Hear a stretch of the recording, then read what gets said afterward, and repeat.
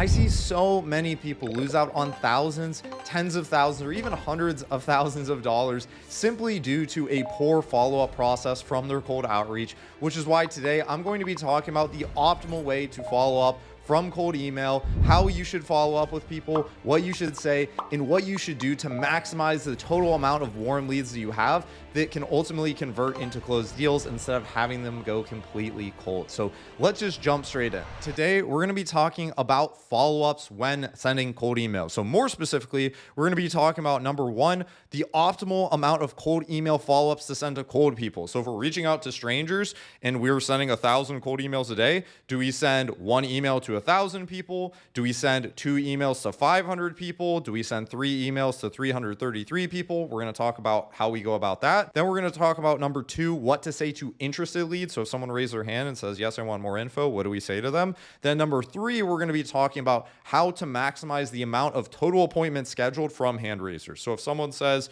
yes, I am interested, tell me more information, how do we take that person and get them to a call on your calendar? So first, we're going to be talking about the optimal amount of cold email follow-ups to send to cold people. So just to be clear, again, let's say hypothetically we have 1,000 emails per day in cold email sending volume that we're doing. And if that sounds like a lot of cold emails, then watch the other videos on this channel because we talk about high volume cold outreach. So if we're sending 1,000 cold emails a day and we're left with a few options here, we can either send one cold email to 1,000 people. We can send a 2 email sequence, which means we're sending 2 emails to 500 people. We can send a 3 cold email sequence, and then we're cutting it further down. So the question just is, how many emails is too many? Do we send 5 emails to 200 people? So I'm going to jump in here. And the first point that I want to make is that if you send too little follow-ups, you're going to miss leads. So if you just send someone one follow-up email, you're obviously going to miss out on some people who would have maybe said yes to a follow-up email, which is clear. The other thing that a lot of people fail to consider is that if you send too many follow-ups, you're going to get people reporting you as spam, and you're also going to get lower results. So I'm going to use an example here. Let's say we're reaching out to strangers again, and we're sending 1,000 emails a day. If we send the same guy an email after, he doesn't respond, okay, fine. We send him another email. We send him another email. At a certain point, this person is probably going to get really pissed at you and just say, hey, stop responding to me or stop sending me emails. Or maybe they're just going to report you as spam and it's going to hurt your sender reputation. So again, we're talking about if you're doing this at scale, if you keep following up with people, you're going to increase the probability you're going to get spam reports, which is going to hurt your deliverability and your results as a whole. And also what we're going to talk about here in a second is that usually with follow-ups, you see diminishing returns. So let's say hypothetically, if you get 10 interested leads from a sequence like this, 6 of them might come from your email 1, 2 of them might come from your email 2, 1 of them might come from your email 3, and you see pretty hard diminishing returns with the amount of follow-ups you send. So usually less is more, which we're going to get to here in a second. So there's downsides to sending too little follow-ups. There's downsides to sending too many follow-ups. So what do we do here? Typically, what I want to emphasize is typically new leads get better results than old ones. So what do I mean here? Again, if we're sending 1,000 cold emails a day, you're going to get most of your responses from your email 1. You're going to get less of your responses from your email 2. You're going to get less from your 3. You're going to get less from your 4.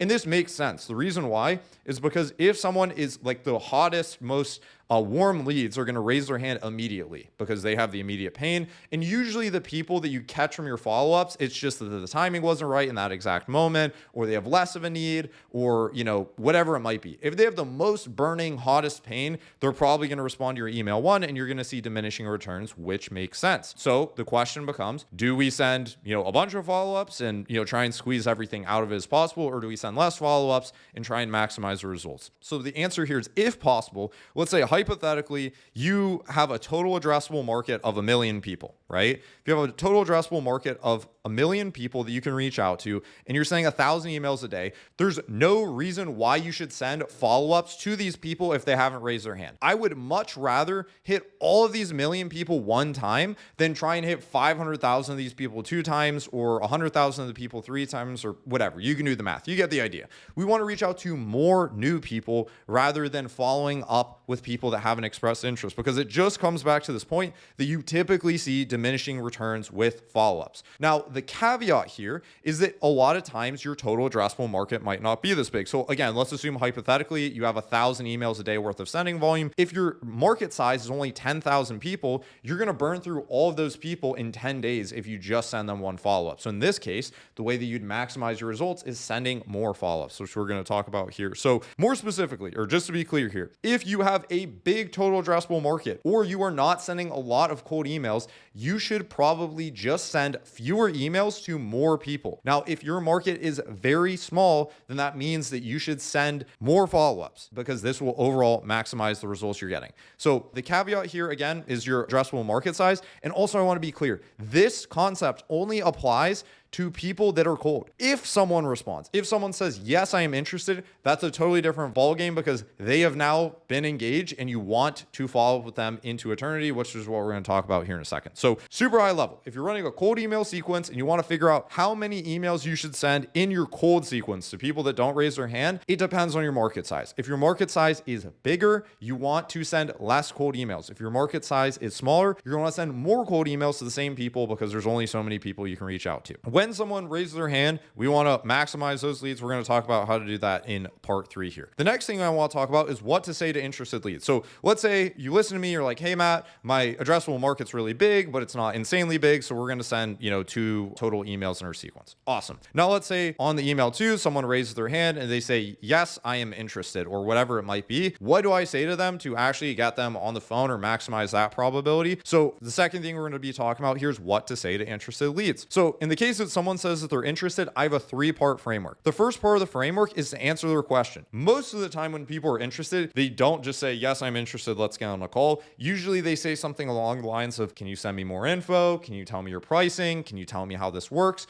So the first thing you're going to want to do in the case that they say anything like this is just answer their question. So if someone says, as an example, send me more information, you want to send them more information. And you can do this pretty concisely. Just give them a couple sentences about who you are, what you do, and something like that. After you give them information, you don't just want to leave it there, because you want to get them on a call. If you're watching this video and you're doing cold outreach, there's a very high probability that you're going to get the maximum amount of sales if you get them on a call. You usually don't want to be doing the sales conversation over cold email, because it's a lot harder to sell someone over email than it is on a call. So after you answer their question, then you want to tie in whatever their question was with the reason that they should schedule a call. So what does that mean? As an example, let's say someone says, tell me more information. You give them more information, then you follow that up with, I think that we should get on a call. That way I can tell you even more information. So what you're doing here is you are selling the call as a reason to get exactly what they just asked for. So if they asked about pricing, you're saying, hey, we should get on a call so we can talk more in depth about pricing and see what pricing makes the most sense for you, because we have a lot of options, or whatever it might be. Or if they ask for more info, you say, awesome, here's a little bit of info,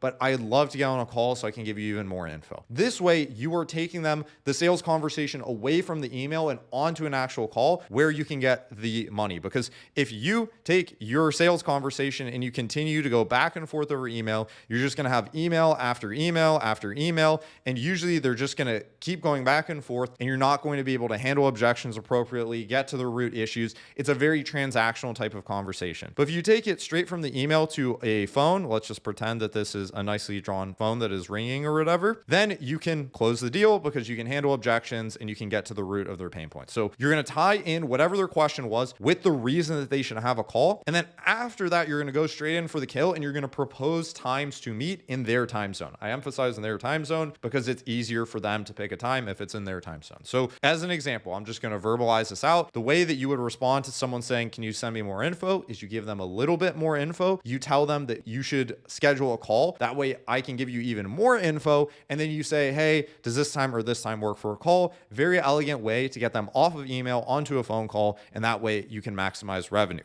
So that's what you should do when someone says they're interested. In most cases, people aren't going to immediately book a call. On average, what we see from our customers is anywhere from 20% to as high as 50% of people book calls off of interested leads. But in a lot of cases, that might come from additional follow-ups, which is what we're going to talk about here in a second. And this is ultimately what you do to maximize the total proportion of people that raise their hand into booked meetings on your calendar. So number 3, how do you maximize meetings booked? And like I said here, you don't want to incessantly follow follow up with strangers at scale if they're not interested, because again, your efforts are better spent just reaching out to more new people. But assuming someone raises their hand, you said all the things we said here, and they don't book a call, you're going to want to continually follow up with them. So if there's a positive reply, you're going to want to do three things. You're going to want to connect with them on LinkedIn. You're going to want to send them a reply over email, and you're going to want to double dial them. Now, this isn't in any particular order. If I would have had to pick an order here, I'd probably start with dialing. So someone says, yes, I'm interested. Before you even respond to them over email, you can try and call them. That's the easiest way to get them on a phone call, is just try and call them directly, and then you can set them on another phone call. So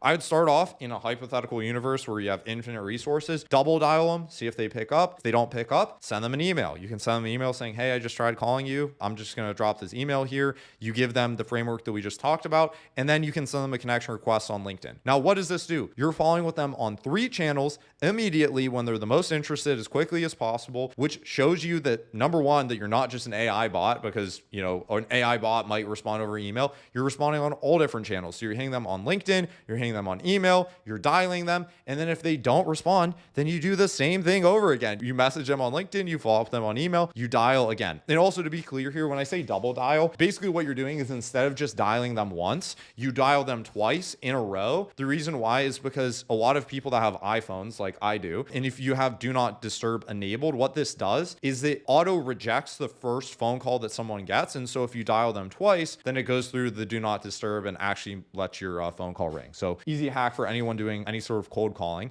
So anyways, if someone is interested, then you send them, or you try and call them twice, you respond to them over email, you connect with them on LinkedIn, and then you wait a day and you do the same thing over again, and you do this into all of eternity. Now, obviously there's some limitations on your time. I would imagine you don't have infinite time and resources if you're watching this video, because everyone has a limited amount of resources in some way. And so the way that I like to prioritize leads is, the warmer and more interested a person is, the more love and attention I'm going to give them. The colder a lead is, the less love and attention I'm going to give them. Like I said here, if they're super cold, there's no point in following up with them because they haven't expressed interest. But people that say they're interested, you're going to want to continually follow up with them. Now, as you continually build up a pipeline, you're probably going to want to prioritize the people that responded most quickly instead of the people from ages and ages ago. So as you continue to build up a bank of interested responses, you can prioritize the people that are newer. Another quick hack, and what we have started to roll out to our customers, is automating this LinkedIn connection request with a tool like HeyReach. HeyReach allows you to connect a LinkedIn account, and you can kind of build these automated LinkedIn workflows. And so what you can do is, if someone's interested, you can set up a workflow that they instantly get a LinkedIn connection request. You can manually respond them over email, and then someone on your sales team can dial them twice, and then you can continue this process over and over again. So at a super high level, this is how you run a follow-up system that continually generates appointments and maximizes the amount of total leads you get. If you're sending out cold emails, you want to reach out to as many new people as possible. If you get someone who's interested, you're going to want to follow up quickly, answer their question, tie in their question with the reason why they should book a call. And if someone is interested and raises their hand, you want to follow up with them as many times as you can across as many platforms as possible. And this is just the tip of the iceberg. LinkedIn connection requests, email replies, calling them, and then you can run it all over again. The more you personalize it, the better results you're going to get. And then you can automate it using a tool like HeyReach. You can use a tool like Smartly to respond to people, and you can dial them using your phone. So hopefully this video was useful to anyone out there sending cold emails or running any sort of outbound. If you're looking for help running an outbound system, then you can apply and work with me and my team using the link below. We send hundreds of thousands of cold emails a month and have booked thousands of sales meetings. So I'd like to think we know a thing or two about outreach. Really appreciate you watching this video, and check out all the other videos on this channel.